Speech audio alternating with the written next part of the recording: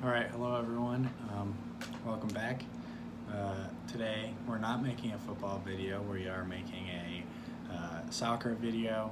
And today I'm going to be ranking, in my opinion, the top 10 goalkeepers in the world. So let's get right into it.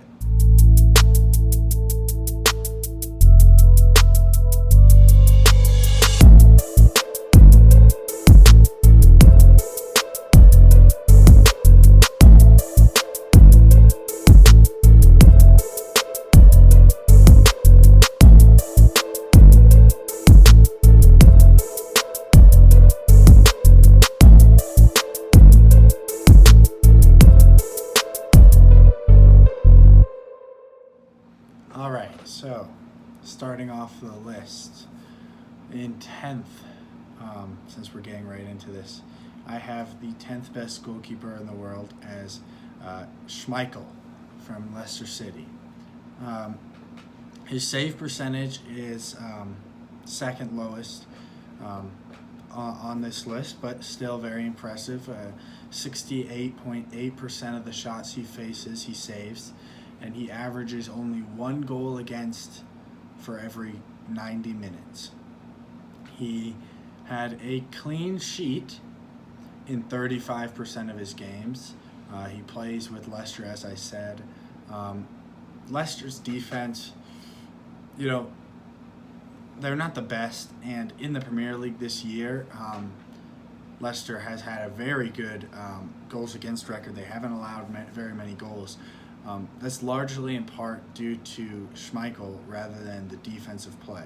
The reason why Schmeichel is on this list is really his ability to play consistently well, and as well as he is playing on a team that defensively he has to carry a little bit, and you will mention that they have Ben Chilwell, one of the best outside backs in the world, in their defense. He's not a primarily defensive player.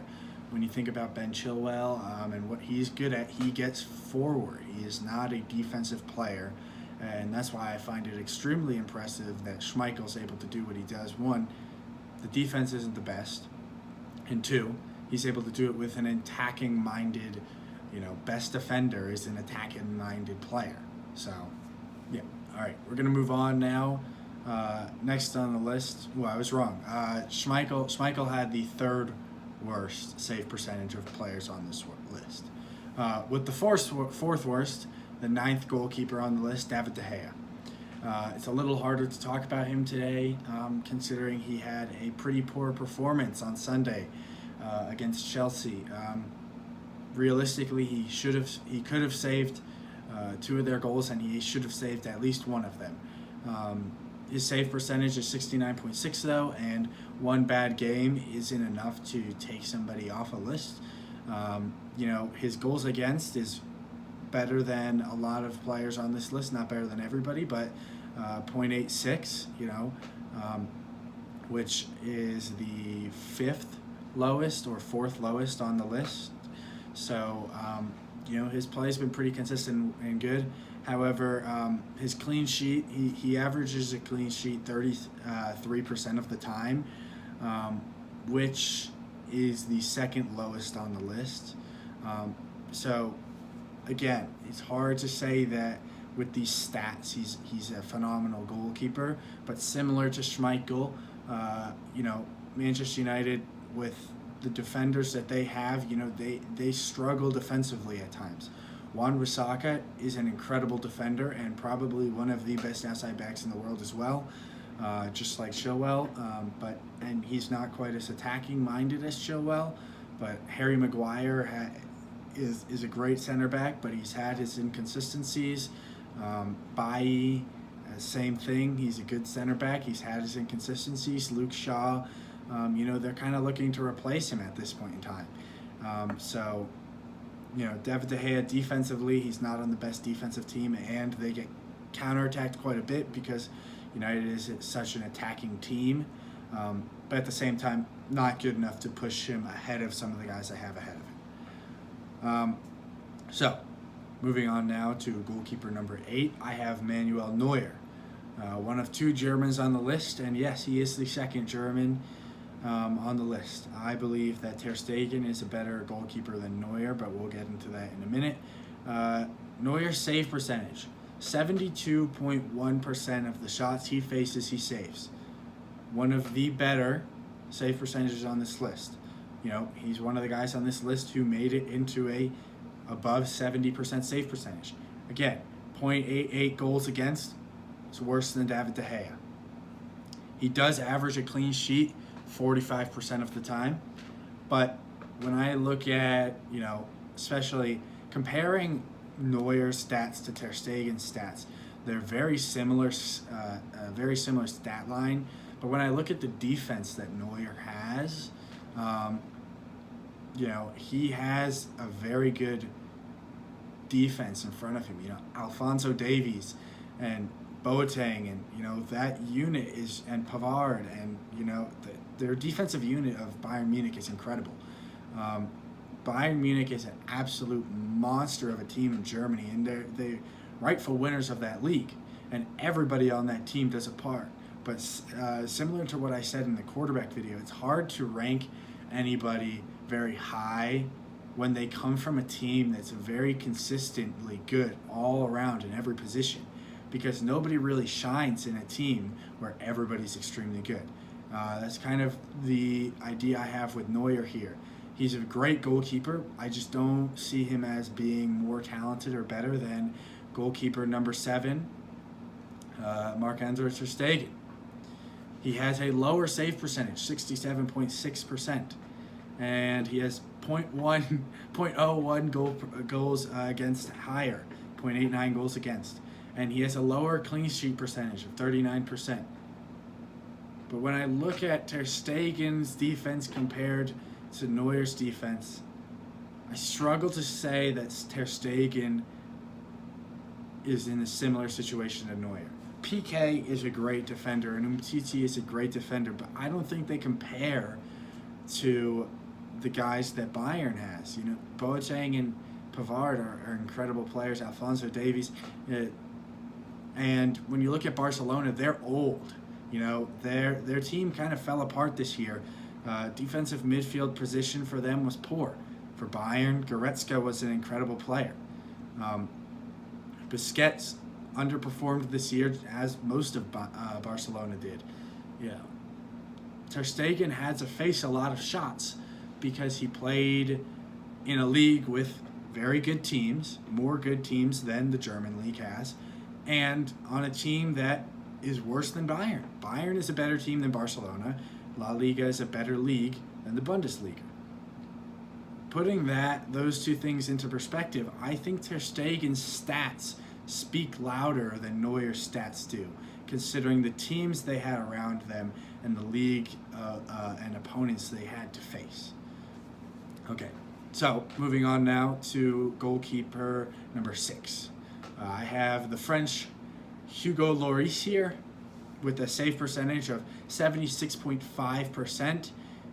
It is the fourth best save percentage on this list.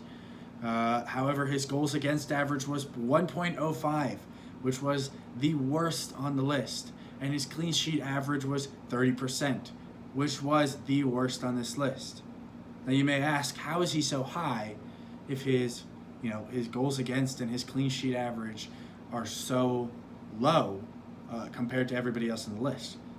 Well, I really look here, when I look at Lloris and I see he has a very good save percentage, but he has very poor goals against and very poor clean sheets. I look at that and I say, well, let me look at Tottenham's team. Defensively, Tottenham kind of fell apart this year. All around, Tottenham kind of fell apart this year, and you see that they're not in a very good position in the Premier League right now. Kane and Son were hurt all year, but we're not talking offense right now. They struggled defensively all year. Alderweireld and Vertonghen were inconsistent, and the outside back play from Aurier was incredible, but you can't rely on one player to win you games defensively, especially when he's an outside back. Lloris did extremely well with the team he had around him, and again, playing in the Premier League is much more difficult, in my opinion, than playing in La Liga or Bundesliga. He plays harder teams. You play Man City and Liverpool and Chelsea and Manchester United and Leicester twice a year. You're gonna get more goals scored against you. And when you deal with a defense that isn't as consistent and strong as some of the other goalkeepers who we've already talked about, it's very difficult to criticize Lloris for allowing more goals, because most of those goals you could say weren't his fault. Okay, so we're going to move on now to goalkeeper number 5, which is in another very similar situation, except Ederson didn't have as good a save percentage. Ederson's save percentage was 67.57%, which, looking here, was the lowest save percentage of any goalkeeper on this list at spot number 5. He allowed 0.75 goals against, and 42% of his games were clean sheets. Now, this is going to be a little bit different than what I said for Lloris, but similar in some ways. Ederson faced a ton of shots this year because of a similar reason to why Lloris had more goals scored on him. Ederson's defense was inconsistent this year. Kyle Walker is an outside back, and we've seen him playing center back for Man City consistently this year.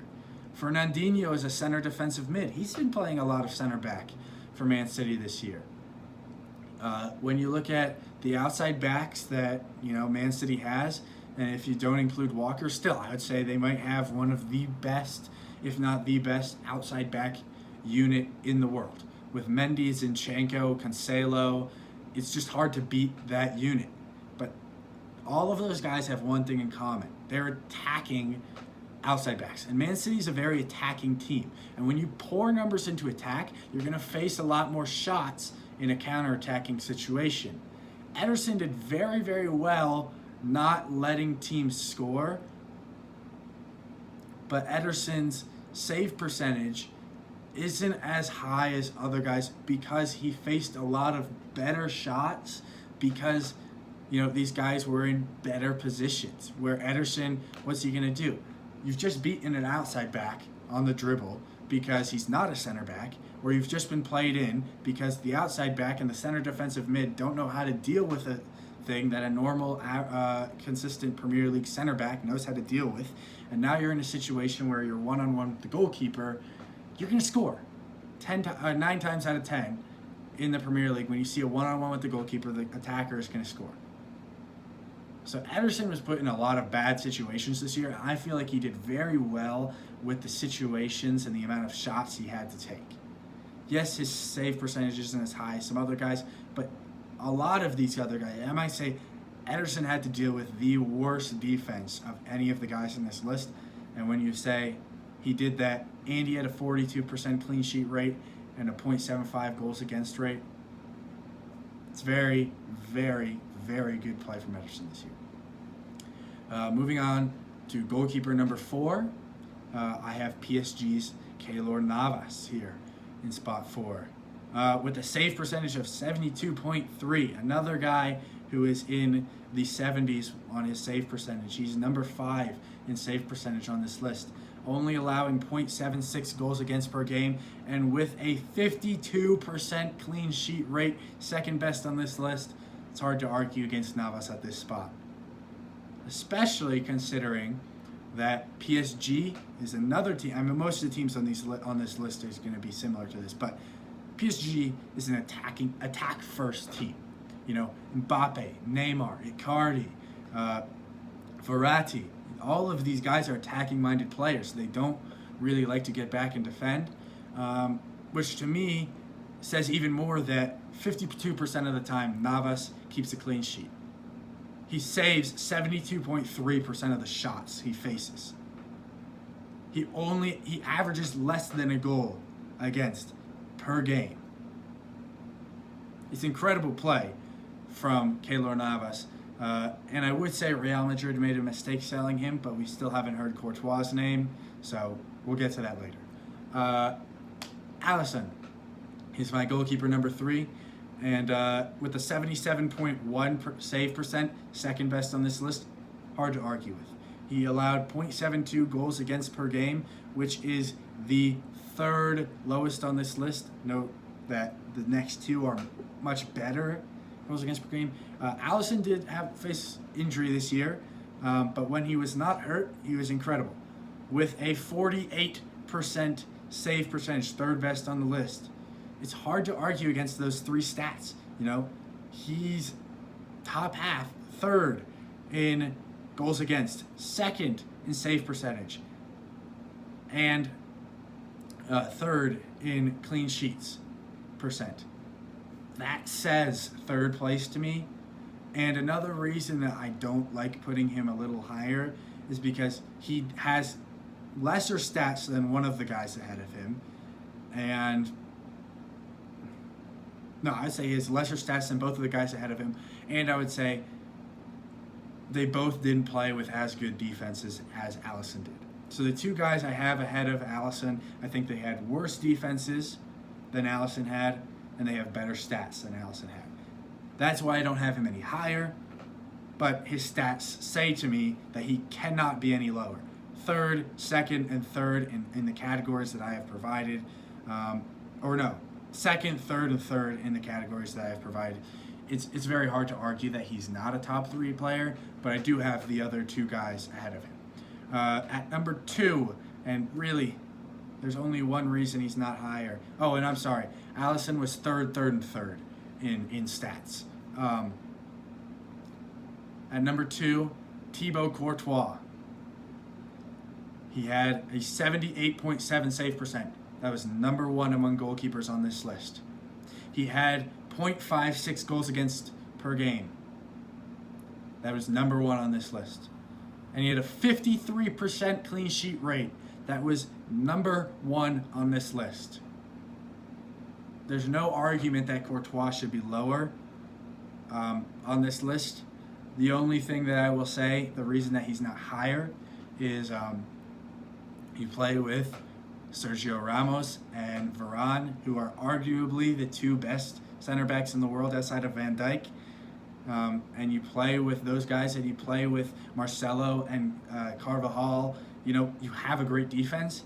It's not as difficult to produce clean sheets or to not allow goals, but at the same time, that 78.7 save percent says a lot. And Courtois has come a long way since that first year with Real Madrid. His growth has been incredible, and he's an incredible player. I have him as the 2nd best goalkeeper in the world right now, behind Jan Oblak. And Oblak here, consistently, he was 2nd in save percentage with a 77.38 save percent and a 0.64 goals against. And like I said before, Courtois and Oblak both significantly lower than the rest of the players on this list in goals against per game. He had a 45% clean sheet rate, which was tied for 4th on this list.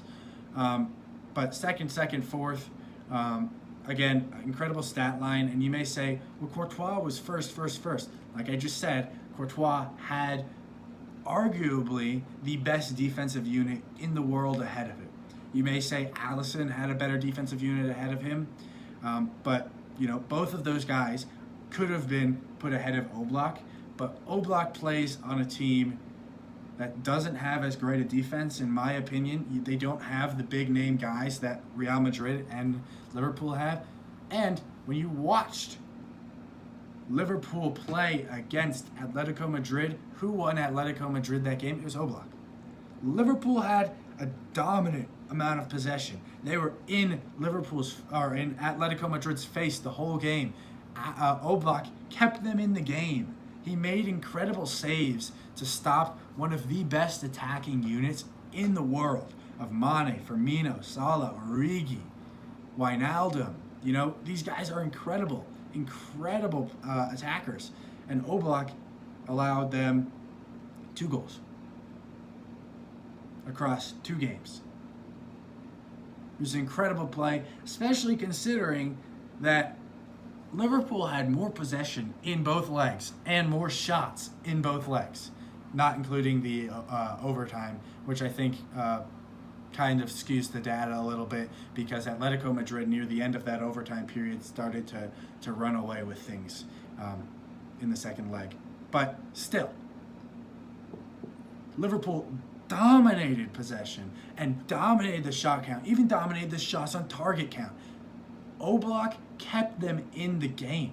Oblak is the reason why Atletico Madrid right now is in the conversation for a possibility of a Champions League title this year. Atletico Madrid is a defend-first team. Let the other team come at us. Let's break and score on them in the counterattack team. And when you have a team like that, you're going to face more shots and more difficult shots. And so for Oblak to have stats that can even compare to Thibaut Courtois on an attack-first team where they keep the ball and don't allow as many shots due to their good possession and their good defense, for Oblak to even compare to Courtois is incredible to me.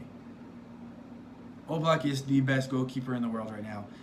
Let me quickly run through the list one more time. Schmeichel, 10. De Gea, 9. Neuer, 8. Ter Stegen, 7. Lloris, 6. Ederson, 5. Navas, 4. Alisson, 3. Courtois, 2. Oblak, 1. Thanks everybody for watching. Hoping to drop a video this coming Friday or Thursday, although I would say there's a possibility of a video dropping tomorrow. We'll see how the time frames for all that stuff work. But yeah, hope you guys enjoyed today's video. Hope you guys enjoyed the last video on ranking NFL quarterbacks. Yep, thanks for watching, and this has been Football and Football. Be sure to follow us on Instagram at footballandfootball17. Peace.